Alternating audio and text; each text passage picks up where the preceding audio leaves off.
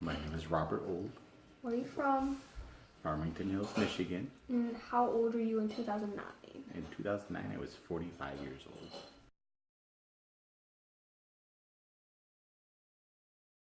I think a lot of people kind of overextended themselves a lot of times and did a lot of things on credit and financed a lot of things and maybe bought more things than they should have bought.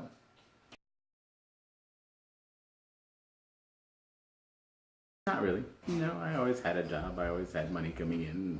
If I wanted something, I just worked harder. You heard about it a lot in the news, but it didn't really affect most people that were middle class. It was more people that were lower middle class and were above poverty levels that were extending themselves and overextending themselves and trying to afford things that they really shouldn't have been buying.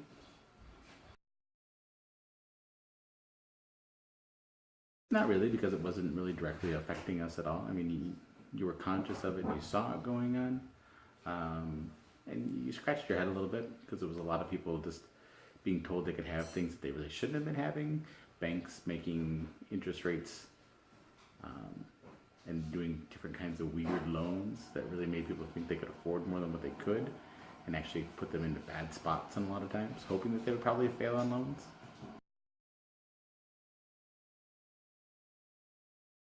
At that time, I had a 401k investment program through my work. And just like a lot of the things that happened, a lot of the investments that went through that were building the 401ks at the time completely fell out. And then when they started going bad, a lot of people that had money in the 401ks, older people like the generation before mine, started pulling all of their money out so they didn't lose anything. So that took all the money away from the generation below them. So there was no investment strength.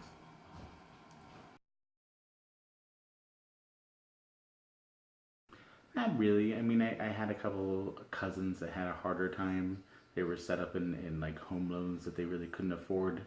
And there was loans called a flexible arm that made it seem really reasonable in the beginning. And then you had to pay more and more and more and more to where you got to the end, you couldn't afford it. So it set people up to fail.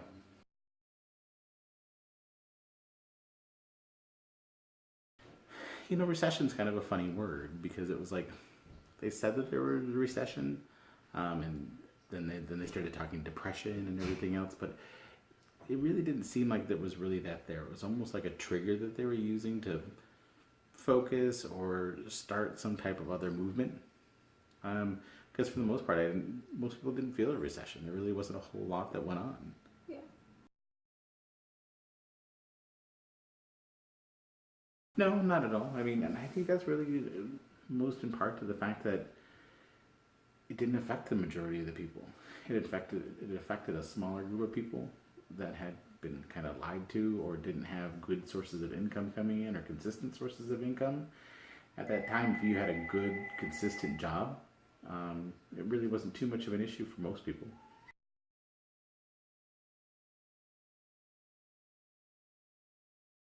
I mean, those programs have always been there for people who needed them. And they're important. I mean, I think a lot of people have used them when they've needed them.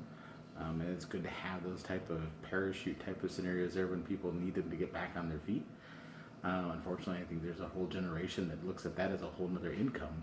And so that really kind of sets things apart. In fact, there's a group of people that feel like they're entitled to.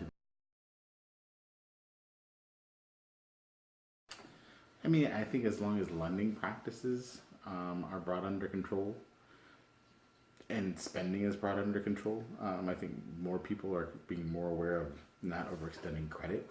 There's a lot of people that will have $20,000 and $30,000 worth of credit out there, and people can't really afford that. When they have a 15% interest rate on $20,000, they'll never get caught up. They say it takes 40 or 50 years to try to pay that off in those scenarios. So I think people will just be more conscious. You're starting to see salaries go back up, and you're starting to see purchasing going back up, and the country's changing towards a better scenario now. I think it made us more aware. I think it did change some things. I think it created a bigger divide between lower income and middle America because it's pushed certain people into a certain scenario that they might never come out of because they overextended themselves too long and too far.